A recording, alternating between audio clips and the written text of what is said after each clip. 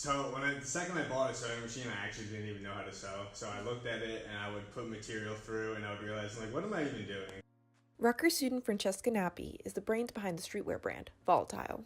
Pretty much it was a lot done through trial and error. I would take fabrics and I would put them together and I would kind of look like, okay, this is what this would look like if I did that. I'm like, well, let me see if I do it with a t-shirt now. How would this look if I put it with a t-shirt? And now let me do a pair of denim. And it's like, okay, now that they're going together and I'm starting to piece the puzzles together, like, let's make this cleaner. Like, let's find a way to add my own sort of style on it. So for my style, I feel like rough and distressed. So even though my pieces try and stay clean, I like to also try and do it with fraying, distressing, messy paint designs, and just trying to make it unique. Give it that one-of-one feel that makes it feel special for the person that owns the piece. Actually, on my website, you can go ahead and make a custom clothing request. So we could talk about designs, and we could talk about what interests you, what motivates you.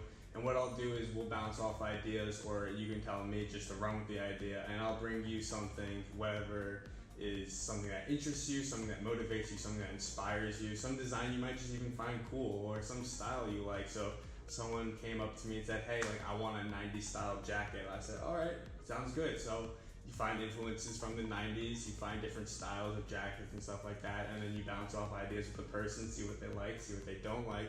You'll be able to come together and find a finished product for each other, and then hopefully it brings back the customer again to try and buy another piece and get another customization. Nappi takes heavy inspiration from the world around him. The designing and creative process is just, there's no rules to it. Anything comes to it, and especially when you're working for your own brand, your own self, it pretty much, I get inspired through anything. I could be driving and I'll just think of, wow, like, what if I did that design on a pair of denim? Like, that would be really cool. Just random tidbits. You might see someone that influences you. You might hear a song that's really good and it kind of plays off a style that you see with someone else. There's so many things that come together that it's just, you have so much potential in designs, and that's why I like to do one-of-ones, is that I never want to repeat a design again. I always want to keep challenging myself, finding a new design, keep finding something that's better, more intricate, something that I can say is my own pretty much. But his original inspiration is his father.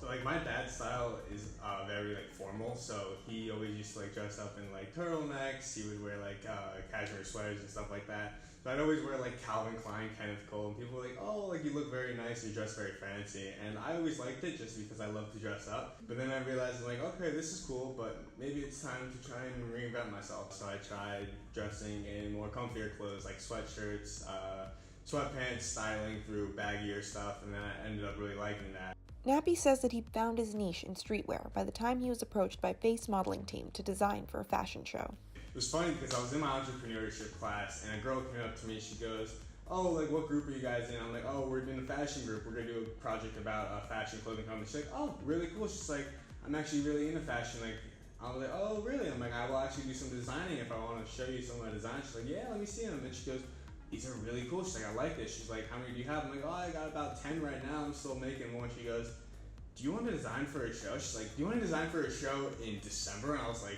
this is back when it was October, so I was like, whoa. I was like, okay. So she explained F.A.C.E to me, and I was like, oh yeah, I heard about F.A.C.E. I heard about what they did. And she was like, well, she was like, I just messaged you to the president, so she's like, I'm going to hope that you can design for us. So I was like, wow, okay. So I ended up hearing back from them in a couple weeks, and I set up a meeting with them, and we got together, and they said, all right, can you do another 10 extra pieces for the show? And I was like, in 2 months? I'm like, yeah, why not? Sure. So I completely just dropped everything I was doing. I just worked so hard. I was grinding my gears creatively, and I was getting to the point of being burnt out and frustration.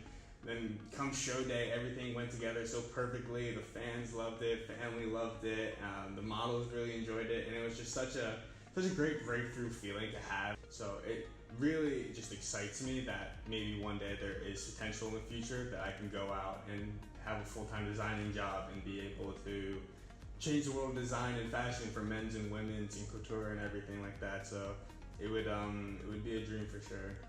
We also got a little sneak peek in what's to come for Volatile's third collection. I'm trying to focus more on accessories for my next collection. I want to work with bags, harnesses, straps and everything like that, so I want to get more into that.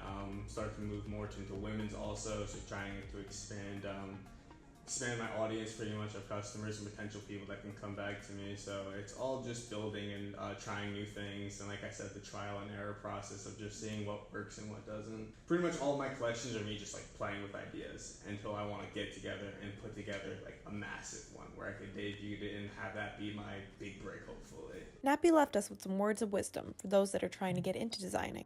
Do it. So that's really what I said, is that once you feel that motivation, there's nothing hurts jumping into it and taking that risk. And if the risk doesn't pay off, then you understand that it wasn't for you. But if you keep running with the idea, you keep staying creative, you gotta stay motivated, you gotta stay on top of things, you gotta be able to work long hours. It's a lot of determination, but with the reward and the payoff, there's so much success that can come from it that it's not for everybody, but anyone can do it, and the best ones will succeed. And you'll see that through hard work and dedication.